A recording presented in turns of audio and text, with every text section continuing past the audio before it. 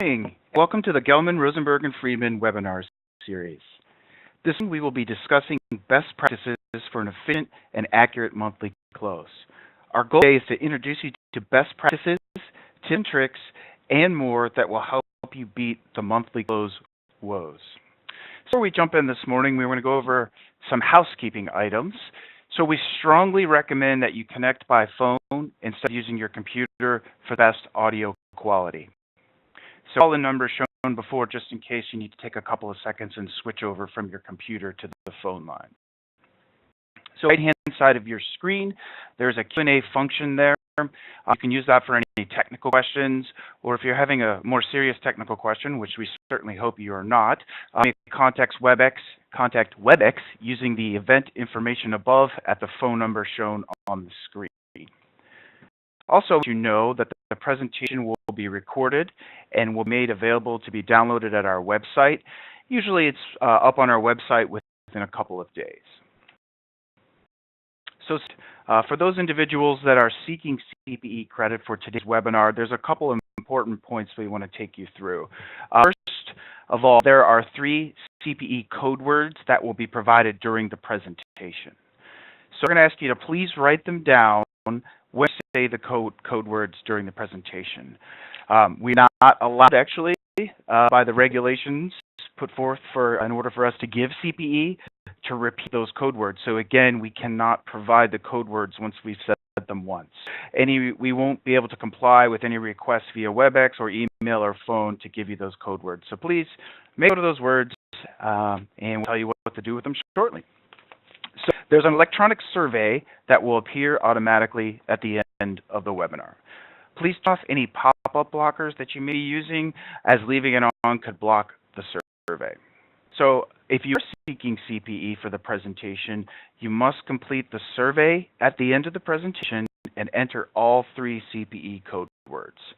So again, you can't claim CPE unless we receive a completed evaluation with the correct words. Questions about the survey or the webinar in general can be addressed to Jennifer at the email address below. So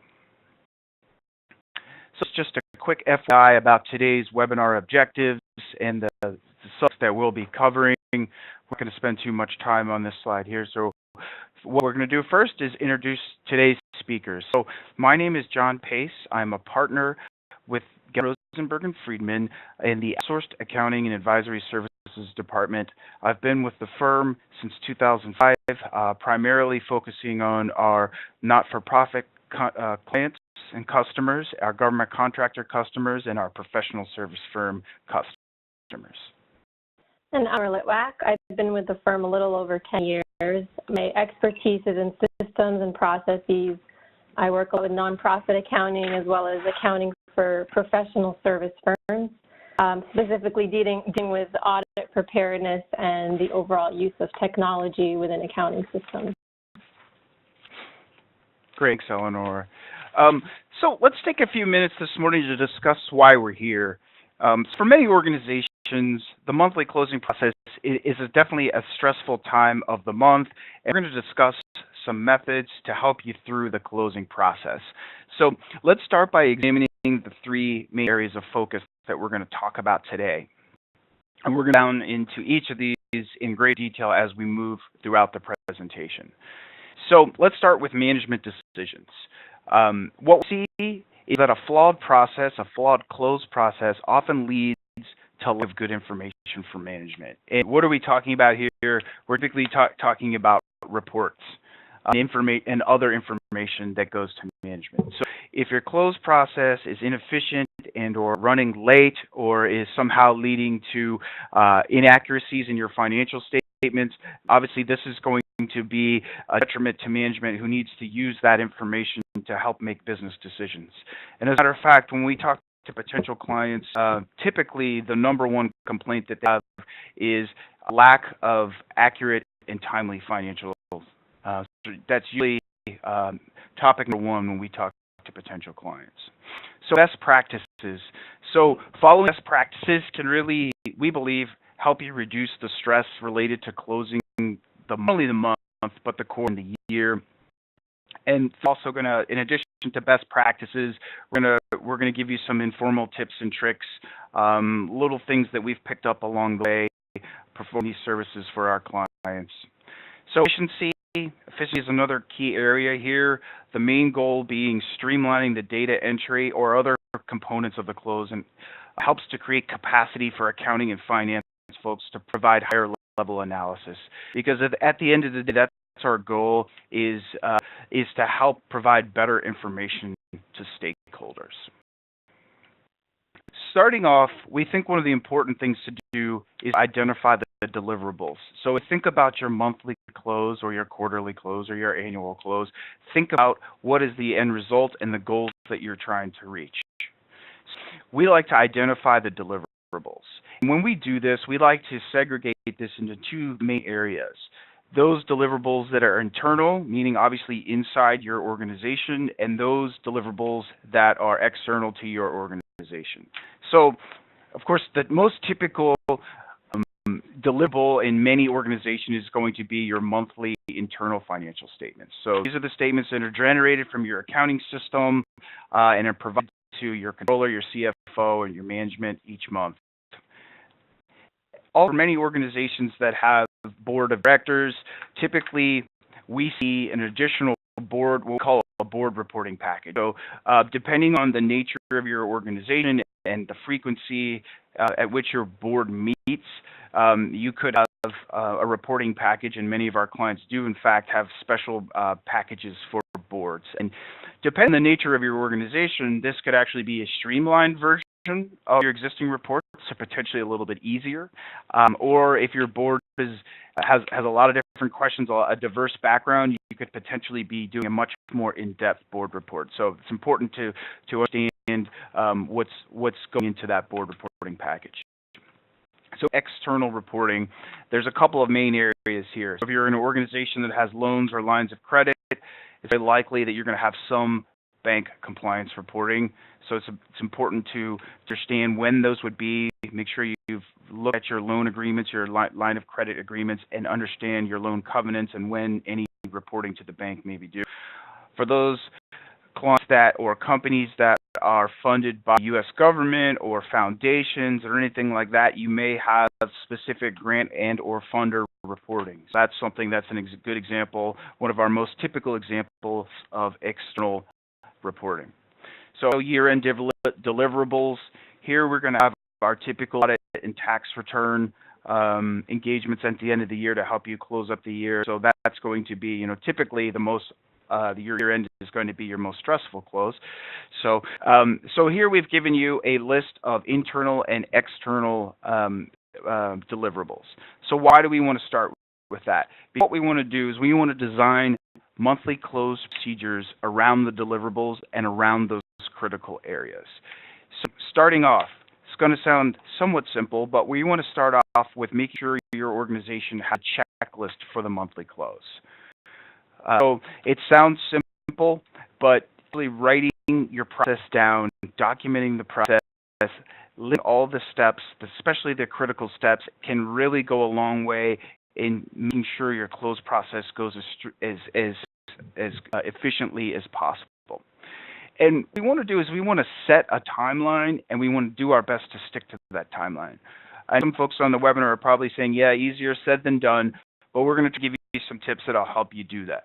And one of the ways that you can hopefully accomplish sticking to a timeline is by including target dates for each step in your closing process in that checklist that we just spoke about. So, do you set a date for every item on your monthly close checklist?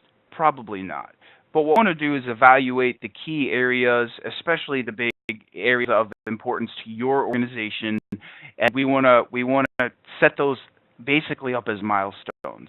So, for example, if cash is quite often, making sure cash is reconciled is quite often an early step in a close. So let's take that as an example, and let's put a deadline on when we think cash should be reconciled.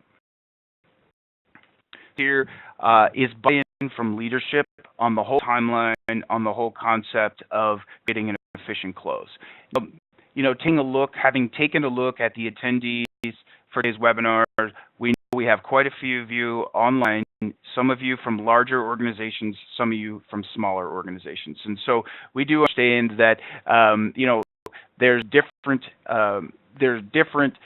scenarios going on in each of your organizations. But one of the things that we think is really important to try to do to any extent possible is to have an open and frank dialogue with your leadership, and include your board as well. Because what we want to do is we want to be able to make sure that the closing process that is sort of dictated to us as accountants makes sense, has a logical flow, and is actually realistic. So as an example, we have some clients that close their month within just a few days. And we have other clients that close their within, probably 30 to 45 days. So the organization really, the complexity of your organization, the systems you have in place really have a key role to play in how quickly you can close your books, and you make sure that what your processes are approved from leadership. Okay, we're going to go into typical bottlenecks and some ways to, as we go throughout the presentation, we'll give you some tips and give you some recommendations on how to avoid some of these bottlenecks. So for many of our client base, many of our client bases are nonprofit and or government contractors. But professional service firms will also have many of these same issues. So first one is near and dear to my heart. It is the concept of timesheets.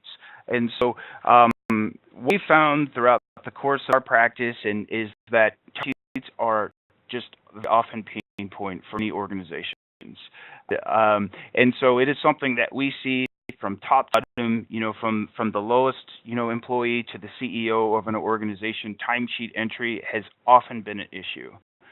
So you really want to work to identify that bottleneck and start to up policies and procedures and take steps to make sure that timesheet entry isn't holding up your close. And for those entities that get government funding or grant funding, the entry is a big issue because of labor allocations and project reporting. So, you have delinquent timesheets, which I'm sure many folks on the webinar, it's a constant issue. If you're having to chase people for timesheets, if people are filling out timesheets in a way that's not accurate, if the employee supervisor is not reviewing the timesheet in any real significant way, those are all things that lead to errors. And of course, errors are something that we want to avoid in the close process. The more we can avoid errors, obviously, the more efficient we're going to be. So also investments. So your organization may or may not have investments, but we find that many in our client base do have investments. And so we've seen this as definitely a pain point depending on the client. And what our experience has been is that a big driver to the pain point in the investments area is the quality of the statements that you're getting from your investment advisory company. And so I think the message here is, tens of dozens of different formats and investment statements. We know that they can be long, they can be confusing, they're complicated. So if you find yourself in a situation where you're having to spend a lot of time trying to figure out exactly what that investment statement is saying, or if you're having to export that investment statement to Excel and trying to calculate, for example, realized gains or unrealized gains or anything that you need to do accurate financial reporting, then we would suggest that you stop. And one of the techniques that we've employed often is to reach out to that investment company and say, we've viewed these statements and we're just having a lot of trouble getting what we need for statements. So we want to check to see if you can give us A, B, and C. And in our experience, that's been a very successful a strategy to employ. We've been able to get either customized reports or reports that the investment company had available and just didn't really know that you needed. So it's definitely, if you find yourself spending time working hard to reconcile this, I think it's a good opportunity to stop and reach out to your investment advisory professional. Right, cases that investment banker has way more information on the back end that wasn't provided to you on the canned investment statement. So it's just a matter of asking, hey, could you send the gains and losses in Excel? And usually they'll be able to provide that. And the other bottleneck with investments is also the timing of the statements. So bank statements are almost always available the first day after month end, but that's not usually true for investments, so it could sometimes take a while longer. So we'll get into this a little bit later about how to deal with missing information or late information. Typical bottleneck, probably the most common one that I see, is employee expense reports, especially when it comes to corporate card charges. Those are a typical bottleneck because they're corporate charges and the employees are required to submit them. Don't necessarily have an incentive to submit them quickly or on time because they're not waiting for reimbursement. They're a company that has corporate card charges that could actually cause a big missing piece in your monthly financials if those reports aren't in. And same for employee out-of-pocket expense reports. So they do need to get reimbursed for whatever reason. Those could also cause a delay. They're not submitted on time. That could also cause a bottleneck in your process. Another bottleneck we see is with project tracking. So many of you have accounting systems that track by projects on a transactional level, and therefore there's nothing to do at month end. Everything's already in there by project. Others, I'm sure, have specific allocations or other calculations and identifying projects need to be done when you're closing the month. That can definitely be a bottleneck or take a long time. Great, thanks, Honor. So the next area that we see, we've mentioned it a little bit briefly before, is the bank reconciliation process. Depending on the size and complexity and number of bank accounts that your organization has, there could be something that's either simple or a little bit more complex. So if you're a larger organization that has thousands and thousands of transactions running through your bank process, your bank accounts, then that's something obviously is going to be certainly more in depth. And as a traditional accountant, I'm thinking going down the balance sheet as far as the part of the close process, and of course cash is the first item on your balance sheet. So I'm always drawn to the bank reconciliation as one of the early stages in the close process. Now, of course, the bank reconciliation, there are many things that flow into the bank process. Obviously, there are many different types of transactions that are going to hit your bank account. So we're going to talk a little bit later about things like payroll and other items to streamline that process. So look about customized reports. This is one that we see quite often. And when we say customized reports, what we really mean is overly customized reports. Every company is a little bit different, so you're going to have your own measures, and you're going to have your own analyses that you find are important for your organization. But one of the things that we do see as basically something that's expend a lot of time and resources, or the excessive customization of reports. So you find yourself spending, perhaps your accounting system isn't exactly what you want it to be, perhaps it's in need of improvement, or perhaps you just don't know how to use some of the features in your accounting system, and you find the typical example is that you find yourself exporting the data to Excel and customizing reports based on that, maybe creating a customized dashboard. So I can give you an example. This morning, I spoke to someone whose reporting process is quite in depth. They use QuickBooks, like many of you on the webinar use QuickBooks. They do track by classes, so they have their natural accounts and they have their classes, so they're tracking their projects that way. But they spend an additional 5 hours each month in Excel doing additional reporting. So, for a busy organization, and I can't think of a single client or customer that we have that isn't busy. The departments are always moving, so that's a huge investment. Those hours spent in just one example here, that's something to really think about, and it goes back to that open and frank dialogue with your leadership. Are these reports really necessary? And quite often, we can tell you from experience that when, we've generated reporting packages for clients and customers, and, we ask the question, are you actually using these reports? Are you using all of these, 17 tabs that are in this Excel worksheet? And quite often the answer is, oh, no one really looks at that. So, if you find yourself in that situation, I think it makes sense to stop, think about what you could do to potentially, open a discussion and potentially reduce the volume of some of those reports. And one place that we see this quite often is in board reports. A board of directors, I'm on 2 boards, and one of the boards has about 20 directors. So if you had a board that has 20 directors and, they all have their own way they want to see things, obviously, that's going to create a lot of work for folks in accounting. So strategies to kind of, work with your executive director, work with that board chair or finance committee, and make sure that all those reports that you're doing for that board are really utilized. And also a lot of funder reports or reports that you're supposed to send your grantors every month have been customized, and it goes according to the budget that was submitted at the time that you proposed on the project. Often you can just ask, hey, we usually give this a different format. Would you be okay getting it this way? And sometimes the answer is yes, and that could just save you time in your monthly close if you don't have to create a specific customized report for any given funder.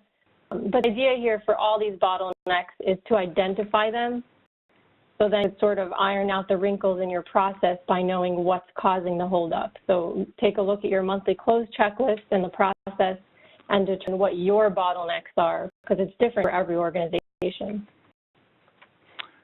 Right, Eleanor. So this brings to our first polling question. I do understand that there may be some technical difficulties with the polling question. So I think what we're going to do is skip over this polling question because I don't believe that you can see it on your screen, or if you can see it, you probably can't answer the polling question. So what we'll do instead is just give you today's first CPE code word, and then assuming we get the polling questions corrected, we'll come back and we'll go over those, because the polling questions help provide some additional insight. So, and the first CPE code word of the day is snow. Remember, take a note of this, please, because we're not allowed to say this again. It is snow. So key strategies for the close. We spoke about creating the timeline. What we highly suggest is working backwards in order to create that timeline. So your deliverable, let's say your internal reports to management, unless management and the accounting team agrees that those should be ready by the 15th of every month. So backwards to determine what date each of the preceding steps should be ready by. So the preceding step to those reports is to have all your journal entries in. So that would take till the 10th. But before journal entries, you need to have your bank accounts reconciled and other reconciliations done, so you can have those done by the 8th. So it's kind of an example of working backwards from the target date that you want your deliverable to be ready by, and creating target dates for the rest of your checklist. And the important thing with having the checklist documented and having the target dates is that then you're on the same page. Everybody agrees on their deadlines, and you hold each other accountable for submitting your piece of the monthly close by your target date and getting it in an accurate and timely way. But it's a good communication tool as well, because then everybody's on the same page and can work towards that efficient monthly close. Part of having these deadlines is also imposing them on employees and consultants that are not in the accounting process. So many of you have your cost centers lying on consultant submissions like timesheets and consultant costs. Go and give them a deadline as well. It's kind of tricky to impose since they're not an internal part of your team. These are outside consultants, and be quote unquote harsh and give them a deadline or a punishment that they won't get paid till the next month. But find a way to have this as part of the initial communication with the consultant, and show them that it's part of how your organization works and that they're crucial to your close, and hold them to those deadlines. And same for employees. So if all the employees have to submit their timesheets and their expense reports by a certain day, and holds to that date, so their manager is holding them accountable, and the whole team knows that everybody else is submitting it by that specific date, because that's going to cause a clog in the accounting system if it's not submitted by that date. but you're all part of one organization. Although it might not be part of their job description, they need to understand why it's important. And I wanted to jump in and give you an example here too of the deadlines for employee expense reporting and timesheets, for that matter. So we once had a client that had a situation where an employee did not submit their expense report for 8 months. So now keep in mind, this was travel charges and other business-related expenses on this employee's personal credit card. So, you would think that it would be in that person's best interest to be reimbursed for all of those expenses, but really, one can't really explain why this individual waited eight months to get reimbursed. So it really sort of helps to bring home the point that there need to be policies, and the policies really do need to be followed. And I'm sure in your organizations, we've seen throughout different organizations that there are quote-unquote offenders at all levels. And unfortunately, quite often, the offenders are at the top level. So if you have an executive director or a CEO or folks in executive management that aren't filling out their timesheets accurately or on a regular basis on time, and or lagging on their expense reports because they're training or whatever the case may be, that is something that sets an example that says to everyone else on the team that if it's not important at the top level, then it's really not going to be important through other levels of the organization, right? So it's really important for those executives on the phone, for those people in leadership of their organizations. You really have to set the tone at the top. By doing that, by following through, you really up the chances that your employees see the relevance of following these policies and procedures. And we can tell you, both Eleanor and I can tell you, that we see this play out time and time again with our clients. And you can tell there are organizations that do this correctly with the tone at the top, and there are organizations that have many more challenges because the tone is inconsistent.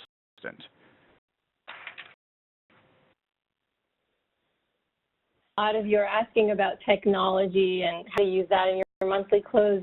Yes. I'm a little bit biased. I happen to be obsessed with tools that can help you and online technology. So if you want very specific detail on that, please reach out to me after. But ask yourself, is there an app for that? Is there any repeatable process that we're doing that's possibly done by technology for a low monthly fee?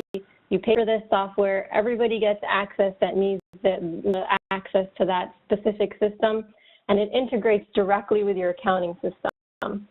I think the best one here that applies to almost everybody is expense report management. So if you have your employees submitting their their expense reports by listing it out in Excel or by writing it out on a piece of paper or any other mechanism that doesn't integrate directly into your accounting system, you're basically having the employees enter it line by line online, and then the accounting bookkeeper or whoever in the accounting process has to enter that again line by line into the accounting system. So what the online expense report management system does is it has the burden of the transaction entry fall on the original person that's entering it. So the employee goes ahead and enters it into the system by line, by cost center, by class, by department, and then submits it to accounting. And all accounting has to do is change whatever needs to be changed or flag certain things, but the data is already entered because that's going to integrate directly into the accounting system. There's so many other examples of this, like online timesheet systems, accounts payable online. So the possibilities, there are a lot of possibilities here, and that's just one example.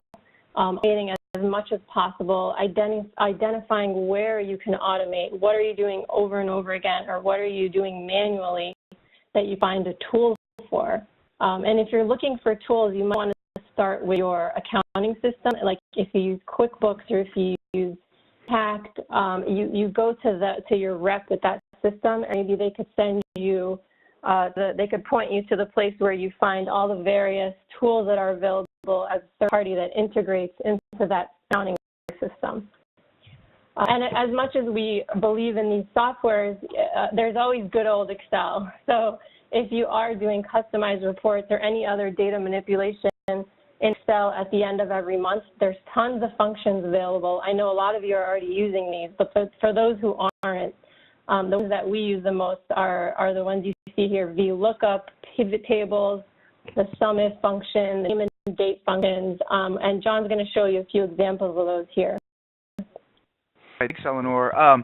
And as we mentioned, I gave the example a little bit earlier, the story of someone that was basically sending their reports out to Excel and spending 5 hours customizing those reports. And so that was in the context of just reporting. So that's coming at the end of your accounting process. But let's talk about some things that tools can help you streamline during the accounting process. And before we jump into that, just a handy tip. This may seem obvious, but the use of account numbers in your accounting system is something that we would definitely recommend. Not all accounting systems require you to use account numbers, so it is something that that we think is helpful for a couple of different reasons. You'll see as we export data to Excel, an account number is almost certainly a unique identifier, so it helps you do things in Excel. So, for example, sorting, VLOOKUPs, things of that nature. You have a unique character that can help you collect and group information. So another important reason for this is simply that your CPAs at the end of the year, when you go through audit and tax preparation, almost all CPA firms use some type of engagement management software. And so the way that we start with this is that we import your trial balance, and that is almost certainly driven by account numbers. So it seems simple. Most of you are probably using account numbers, but if you're using QuickBooks, for example, either desktop or online, and you're not using account numbers, it's something that you definitely want to consider. We're going to take a quick look at a couple of real-world examples. These are simpler examples, but let's start with a pivot table. So many may be familiar, but we do find that quite often people are intimidated by pivot tables, primarily because the user interface is a little scary looking, and you're not really sure where things go and how to get there to the end product. So let's take you through a basic example. And so here the actual information starts on the left side, and this is information we've pulled. This is source data, for example. So the itself here is not important. What's important to see is that on the very first column, that we had at least row 1,787, right? So we have a large data set here, which we need to summarize. And so this could be anything for your purposes. This could be, quite often, this could be a credit card download. This could be some type of download from any list or any data source, really.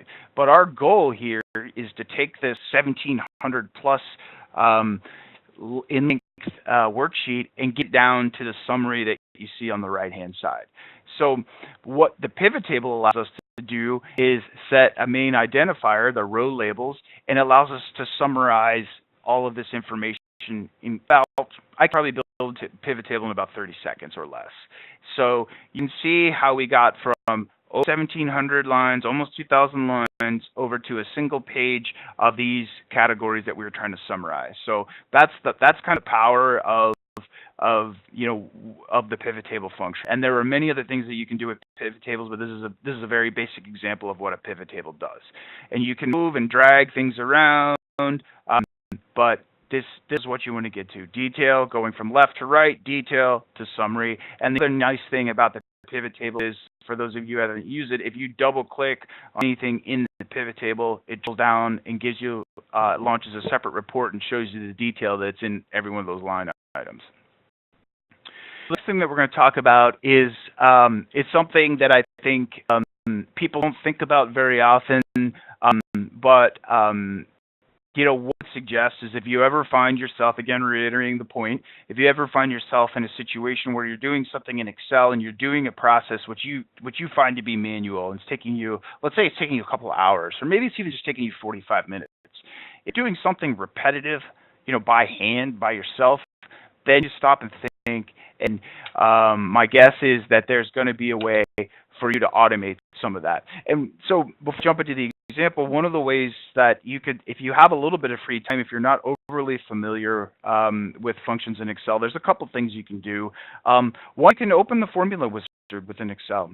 and spend a few minutes going down the various formulas that are in Excel. It's nicely segregated by the type of formula and what you're trying to do. For example, there's statistical things, there's financial things, there's name and date type functions like we see here. So let's walk through a simple example. So this data example, similar to the last one, the source data is 1,200 plus lines long, and it consists of basically a digest of timesheet entries. So you can see hours logged, and it's covering November 2017 to February 2018. So what's our issue? Data needs to be summarized by month, by person, and by contract or project. And so for this example, we've hidden the person's name and the contact information, so to keep that confidential, because this is actually a real example. So what we're seeing here is the critical data is we have our date, we have hours that people have put in, and whether it's billable or not. So what have we done here? So we used a couple of innocuous sounding Excel formulas. So if we go from left to right, we've inserted a couple columns and use them entitled month and year. And what it allows us to do is, because we have 5 or 6 months worth of data, I'll be able to summarize the hours project by person, however I want to slice it. And what this allowed me to do is use a simple formula that is literally as simple as equals month and then pointing to that date field. And so what allows us to do is, you can see it returns that November is month 11. And in this scenario, I have a time period that crosses, let's say they're a calendar year, so it crosses a calendar year. So it's also important for me to know whether this is in calendar 2017 or calendar 2018. So in the exact same way, I have a function that says year, and I point that over to that first column there, and it returns the appropriate year. And so what I'm showing you here is just really a snapshot, but if you can imagine, if you scroll down 1,200 lines, you'd be getting into different months. And basically what this allows you to do is use your preferred functions. Right? So you can sort by the month, you can sort by year, you can get them together. You could use a sum if on the month, the year. You can use a pivot table, you can use an index function. You can, there's all kinds of ways, and what it allows you to do is just really, this is just an example of something simple. So take some time, go through the function, see what's there. Again, the big takeaway is, if you're spending a lot of time doing something in Excel, stop and think. There's probably a solution for that. And if you barring that, one of the things that you can do is, if you need a little bit of help, because some of these formulas can be kind of ugly, YouTube should be a good source for you. So, for example, if you go to fire up a browser, go out to YouTube, search VLOOKUPs in Excel, I guarantee you'll find a quick tutorial how to use VLOOKUPs. Yeah, YouTube. Well, that brings us to our second polling question today. I know the first one didn't work. If WebEx might still be giving us difficulties, but if you do see a poll question on your screen, go ahead and answer it. Your most useful automation tool, if you use any, the online accounts payable, online expense management, as I mentioned earlier, Speak software, or something else. I'm not sure if the polling questions are working, but if they were, this would be the question. That will also give you our second keyword for today, and that is spring. The second keyword is spring, and we won't be able to repeat that or give it to you after if you need it for CPE, so please write down spring as the second keyword. You see that the polls are probably working now? So the poll is working now, so we have restored the poll, so thank you for patience with that. We'll give everyone a few seconds to answer that, so we see what the folks on the line are using. Also, you could submit questions in the Q&A or in the chat. I'd also love to hear what your specific bottlenecks are, if we mention them, because on the line might have a similar bottleneck to you. So feel free to submit that as well in the chat or in the Q&A. Okay, I'm going to close that poll.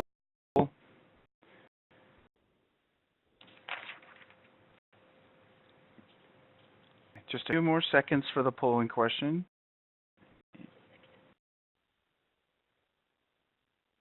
Okay, great.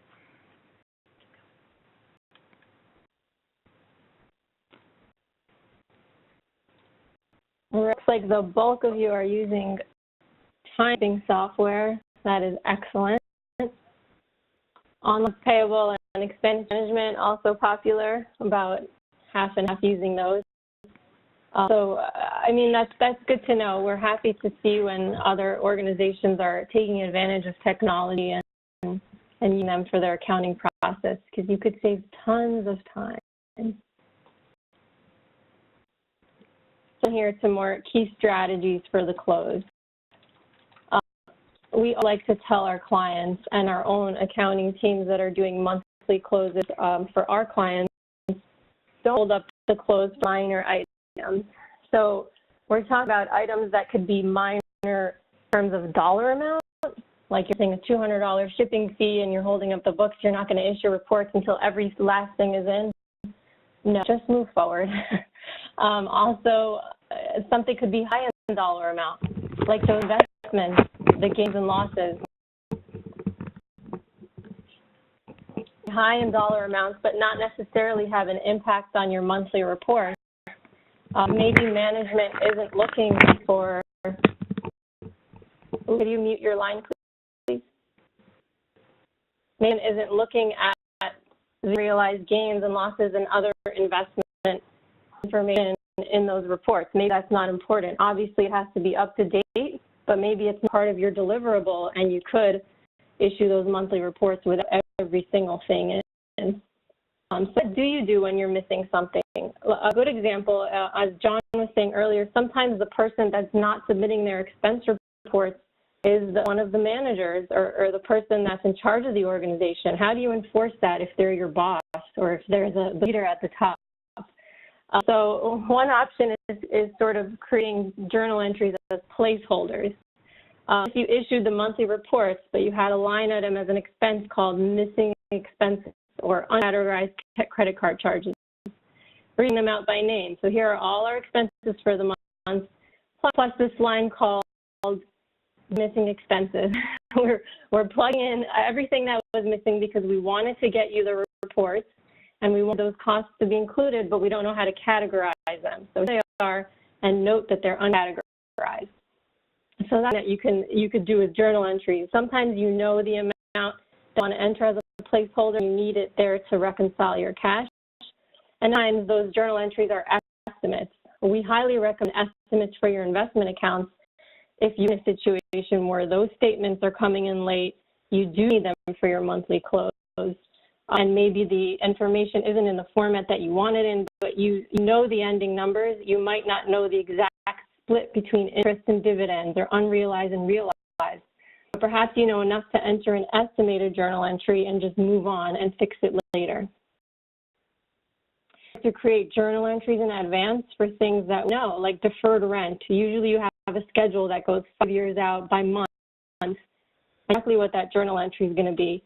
Might not take long each month, but if you go through this group of journal entries that are available for pre-entry, depreciation, principal and interest on your mortgage or your line of credit, deferred revenue, you could go and enter those in advance to save a little bit of time at month-end close.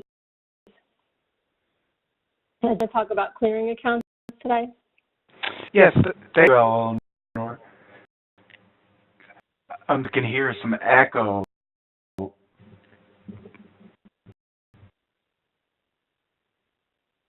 Lost John for a second, but I'm going to move on here in the interest of time. John, are you back? All right, so let's move on here. John will come back, I'm sure, for the end. So it's an ongoing process. Can't stress enough the importance of being organized and proactive with the system as a whole. If you're organized about it and you have that checklist and have those timelines and everybody's on the same page, it could cause such a difference in actually getting things done on time. Everybody knows that you have to meet this deadline, so there's no lagging behind in small deliverables that are leading up to that deadline because thing is centralized and everybody has an understanding of what each person in the finance process's role is in bringing that monthly close. Also, anytime you have the opportunity to track something in real time rather than enter it after the fact, I really recommend you do so. A lot of you are checking your bank account balances on a daily or weekly basis anyways, and you see small transactions going through. If your system allows for it and it works for you internally, why not just enter those transactions when you see them? That's not leaving a lot for the end of the month sort of to catch up or enter things when you knew about them throughout the month. Just enter them in real time. And you'll know that if you're not using technology yet and you do use these software tools that we mentioned, those will allow for more real-time cost tracking as well. The importance of creating an audit file and a tax file. Most of us spend tons of time preparing for the auditors, just basic documents that you had the whole year, but they weren't organized in the right way. You knew the auditors were going to ask for them, but they just weren't ready. If you start now, create an audit file throughout the year that you just copy and paste from your own system. Every time you get something that you know the auditors are going to want, like a vendor contract or a grant or any other funding document or a new line of credit or a lease, the list goes on and on. We all know what the auditors are going to ask for and the tax accountants. So if you create those file folders and update them throughout the year, you're all ready for audit time, and you'll be dealing with your year-end close, which is, that whole other seminar in itself. But you'll save yourself time with just gathering documents that you knew you need anyway. Also, seeking help from your vendors. One example that we gave earlier was asking that investment banker for the information that they had available but wasn't necessarily available to you by way of your monthly statement. So that's a good example of seeking help from a vendor. Another example I could think of there is your payroll company. I've seen several clients that post payroll to separate GL accounts or separate costs based on location or department or other factors. And what they do is they get the payroll report each month, look at gross wages, and do a calculation of how much of that was for each department based on the employee name and what portion of those gross wages were employees' payroll.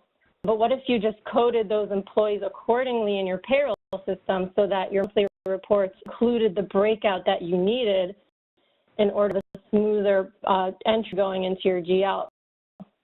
So that's an example of help from your vendors, getting the information from your vendors in a different way so that your process is streamlined when you're getting information for the end of the month.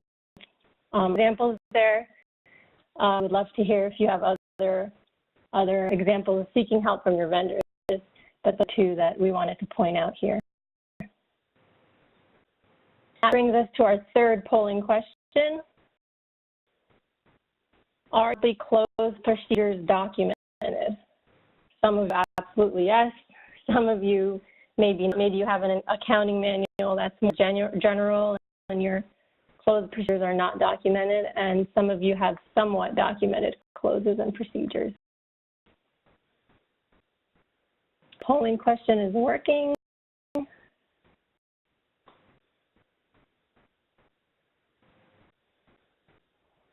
Looks still having troubles with WebEx, so I'm going to go ahead now and give you your third and final keyword of the day, and that is blossom. The third word is blossom, B-O-S-S-O-M. Most of us in the Northeast right now are waiting for those trees to blossom after a long winter, so that is our third keyword of the day. So some accounting manuals. Our polling question didn't work, but I'm sure some of you do have accounting manuals. But some of them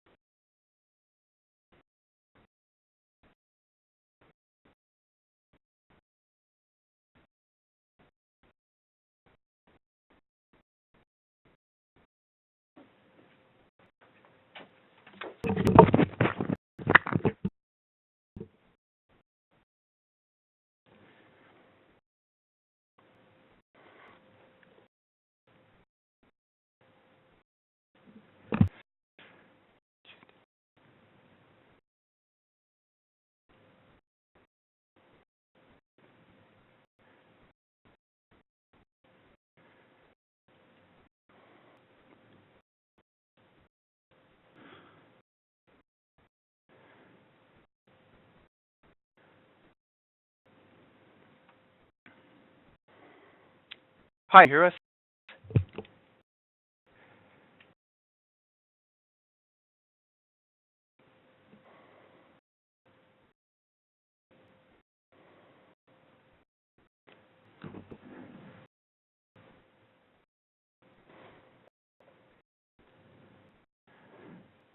I think we're hearing some technical difficulties.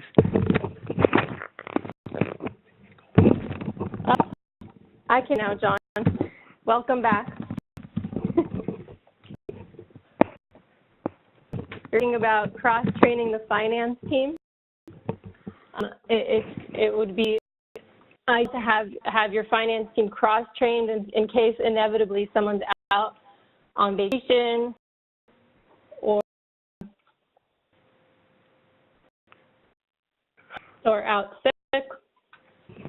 Therefore, the monthly close isn't held up by somebody not being in office. And investing in staff training. So, John, great advice earlier on Excel and how to use Excel in your monthly close.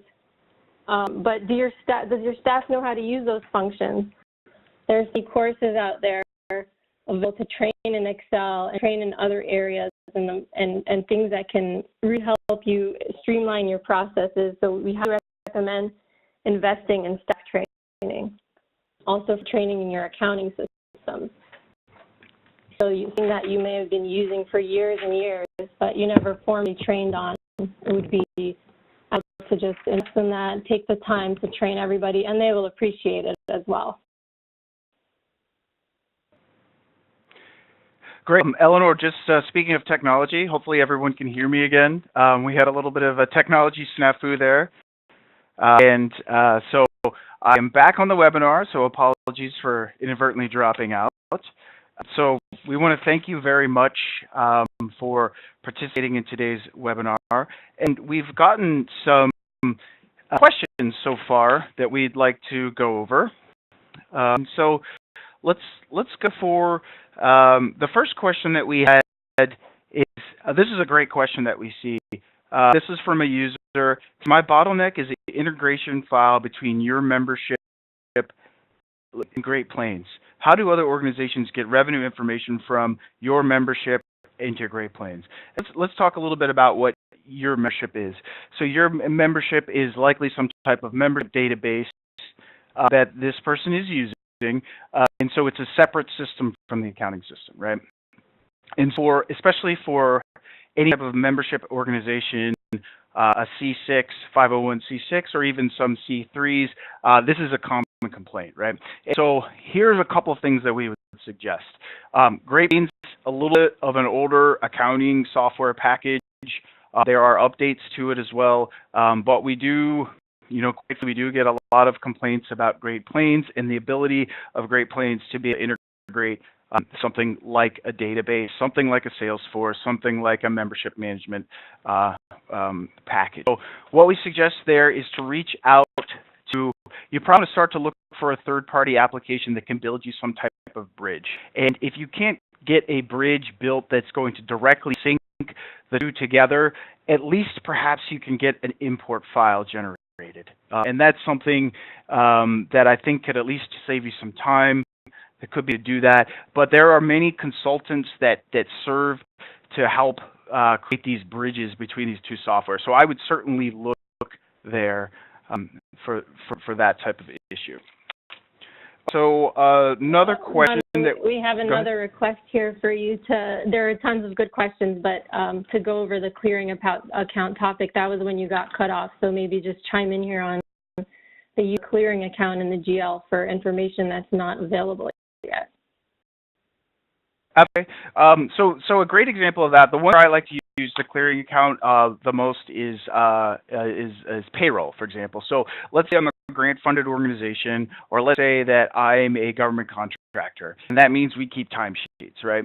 So with keeping timesheets means, like we said before, timesheets can be a bottleneck because of human nature and because of the process that it can take to allocate that time. So what we like to do, we don't want to hold up the bank reconciliation process, and we want to record that basic payroll entry. So basic payroll entry is debit something and some liabilities and credit cash, right? So what we want to do is what we've done is we've created a payroll clearing account that is an expense account, clearly. And we've put our basic payroll entry. So we put our large debit there. And then what we do is that allows us to go ahead and record the rest of the journal entry for payroll, allows us to go through the process of selecting those items that have cleared the bank, which include those payroll, the gross to net payroll transactions. And then what we can later do is come back and let's say it takes another week or another 2 weeks to come up with make sure everyone has their timesheets in and make sure you have an adequate support for your labor allocation journal entry. Then what we do is take that payroll allocation data, we make the journal entry out of payroll clearing, so we credit payroll clearing, and then we debit the various project costs that we are working in. So that's an example of how to use a payroll clearing account. Other examples that we do see, you typically see a clearing account on a balance sheet for something like credit card transactions. So if you know you have to pay your Amex bill and it's $10,000, but you don't have the breakdown of all the transactions just yet, then throw it into a clearing account on your balance sheet. The warning, though, is that clearing accounts need to be clearly maintained, and you need to make sure that you're reconciling them. So if a clearing account goes unattended for a couple of months in a row, then really what you've done is create more work for yourself, and it ends up being just another thing that you have to do. So at the end of the day, we think if you're going to use a clearing account, it needs to clear out by the end of the accounting period. So we always want that payroll clearing account to be zero, and it should turn over, every single month. It should be zero. Want that being another bottleneck is having a payroll account, a clearing account that's not going to zero, and another account requiring reconciliation. So that's definitely important. Right. There are other questions here, and apologies for not getting to everybody. I'm going to put up our email addresses in a second here. So please feel free to email us after with these questions. We're happy to address them after the webinar or at any point throughout the year. We love to help and be as a resource.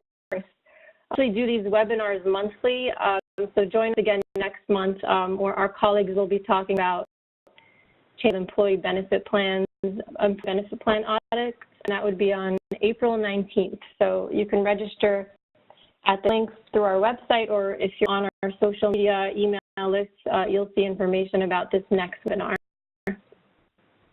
And you can get in touch with John or I. These are our email addresses.